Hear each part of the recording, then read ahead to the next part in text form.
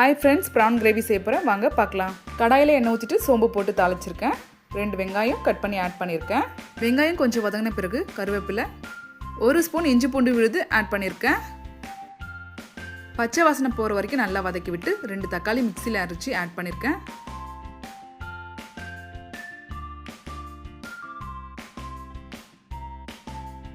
தக்காளி நல்லா வெந்த பிறகு காரத்துக்கு ஏற்ப மிளகாத்தூள், உப்பு, கரம் மசாலா தூள் 1/2 ஸ்பூன் சேர்த்துருக்கேன். இது எல்லாமே நல்லா எண்ணெயிலேயே வதக்கி விட்டு ப்ரானை நல்லா சுத்தம் செய்து ஆட் பண்ணியிருக்கேன். தண்ணி ஆட் பண்ண வேண்டாம், ப்ரான்லேயே தண்ணி கொஞ்சம் விடும், தேவைப்பட்ட தண்ணி ஆட் பண்ணிக்கலாம்.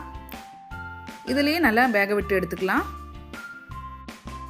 கடைசியாக பெப்பர் தூள், அப்புறம் கொத்தமல்லி, கருவேப்பிலை இருந்தால் ஆட் பண்ணிக்கோங்க, சூப்பராக இருக்கும். ப்ரான் கிரேவி ரெடி ஆகிடுச்சு. இது சாதத்து கூட வச்சு சாப்பிடும்போது சூப்பராக இருக்கும். ட்ரை பண்ணி பாருங்கள்.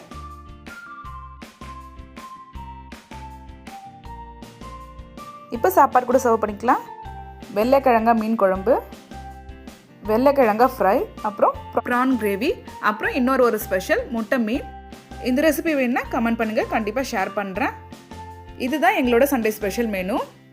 இந்த ரெசிபி பிடிச்சிருந்தா லைக் பண்ணுங்கள், ஷேர் பண்ணுங்கள், கமெண்ட் பண்ணுங்கள், மறக்காமல் சப்ஸ்கிரைப் பண்ணுங்கள். தேங்க்யூ.